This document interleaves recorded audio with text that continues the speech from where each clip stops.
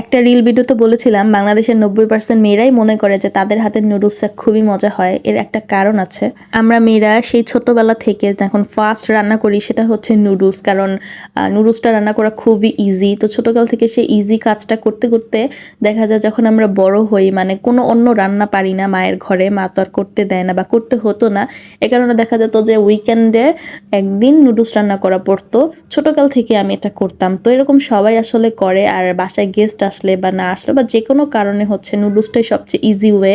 এ কারণে রান্না করতে করতে না একটা অভিজ্ঞতা চলে আসে, আর যখন খাওয়া হয় তখন মনে হয় যে না, আমার রান্না করা নুডলসটাই বেস্ট। তাছাড়া নিজের স্টাইলে রান্না করার পরে যখন আপনি অন্যেরটা খাবেন না, আপনার কাছে তত একটা ভালো লাগতেও পারবে না, মানে নিজেরটার মতো হবে না। এ কারণে আসলে মনে হয় যে আমারটা বেস্ট। আমার এটাই মনে হয়, আমার নিজেরও এই অভিজ্ঞতা হয়েছে। তো যাই হোক, এখানে হচ্ছে আমি আমার স্টাইলে আজকে একটু নুডলস রান্না করে আপনাদের সাথে শেয়ার করব। তো ছোটবেলা হচ্ছে সাদামাটাভাবে রান্না করতাম, তখন তো আর এত কিছু বুঝতাম না। বাট তখন থেকে আমার একটা জিনিস মনে হতো যে নুডলস হতে হবে অনেক বেশি কালারফুল, নুডলস হতে হবে অনেক বেশি মশলাদার, যার কারণে হচ্ছে নুডলসটা খেতে খুব স্পাইসি লাগবে, মুখের ভিতরে একটা ভালো লাগবে। তো আমি হচ্ছে নুডলসের সবজিটা সবসময় প্রেফার করি, মানে ঘরে যেই সবজিটা থাকবে ওই সবজিটা আমার দিতেই হবে। তো এখানে হচ্ছে আমি আজকে ছিল বাঁধাকপি, তো আমি বাঁধাকপি দিয়েছি, আর কোনো সবজি ছিল না। বাজারে সবজির বেশ পরিমাণ দাম, তো চাইলেই হচ্ছে কিনা যায় না, বুঝে শুনে কিনতে হয়। তো আমি হচ্ছে যখন বাসায় মুরগি টুরগি থাকে তখন সেখান থেকে সবসময় বুকের মাংসটা একটু আলাদা করে রেখে দিই। এটা হচ্ছে আমার নুডলস রান্নার কাজে লাগে, অথবা অন্যান্য রেসিপি করারও কাজে লাগে। সেটা হচ্ছে রান্না করলে মজা লাগে না, আবার নুডলসে দিলে ঠিকই খুব ভালো লাগে। তো কড়াইতে আমি প্রথমেই সেই বুকের মাংসগুলোকে খুব সুন্দর করে ভেজে নেই, একটু হলুদ মরিচ লবণ দিয়ে। তারপর হচ্ছে সেখানে পেঁয়াজ দেই, কাঁচামরিচ দেই, তারপর যে সবজিটা থাকে সেটা দেই। সবজিটা হচ্ছে অনেকে সিদ্ধ করে দেয়, তো আগে হচ্ছে সিদ্ধ করে দিতাম, ওটাই মনে করতাম। বাট এখন হচ্ছে এরকম ভাজা করে দিই চাইনিজ স্টাইলে। ভাজা ভাজা করলে আসলে এটার অথেন্টিক টেস্টটা পাওয়া যায়, মানে সবজির যেই পুষ্টিগুণ সেটাও বজায় থাকে, আর এটা একদম অথেন্টিক টেস্ট লাগে ভাজা ভাজা করলে, খুবই মজা লাগে। তো যাই হোক, এখানে হচ্ছে আমি নুডলসও দিয়ে দিয়েছি, আর নর্মালি বাসায় কোকোলা নুডলসটাই খাওয়া হয়। এছাড়াও আমি আরেকদিন দেখেছিলাম একটু মোটা টাইপের নুডলসটা রান্না করে, যেটা চাইনিজের ক্ষেত্রে ব্যবহার করা হয়। ওই নুডলসটাও খেতে ভালোই লাগে, বাট ওটার ক্ষেত্রে খুবই সস ব্যবহার করতে হয়, খুবই মশলা ব্যবহার করতে হয়।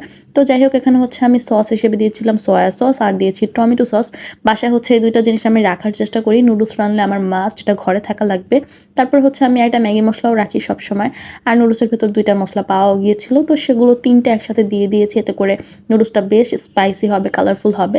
ঝালটার পরিমাণটা আমি অবশ্যই সবসময় কম দিই। তারপর আজকে মোটামুটি বেশি হয়েছে, কারণ হচ্ছে আমার বাচ্চারা খায় অবভিয়াসলি সব ভিডিওতে। মেইনলি আমার ছোট বাচ্চাটাকে হচ্ছে আমি ঘরে যা খাই তাই দিই, মানে সে হচ্ছে ঘরের খাবার খেতে অভ্যস্ত, তার জন্য আলাদা কোনো খাবার রান্না করতে হয় না। সে হচ্ছে আমাদের যা খাই তার মধ্যে একটু একটু করে খেয়ে নেয়, খুব বেশি পরিমাণ খায় না, খেতেই চায় না ইদানিং।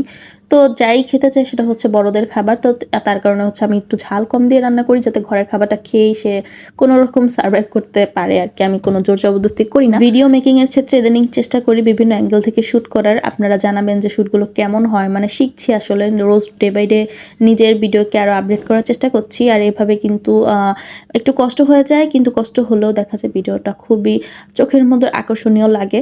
ইচ্ছেতে করে দামি দামি ফ্রাইং প্যান কিনে তারপর সেখানে রান্না করি, মানে অনেক কিছু ইচ্ছা করে, বা সে সামর্থ্যের জন্য অনেক কিছু করা হয় না। তো একদিন ইনশাল্লাহ সব কিছু করবো, যেমন চাইবো তাই করবো, আমি সেই অপেক্ষায় আছি।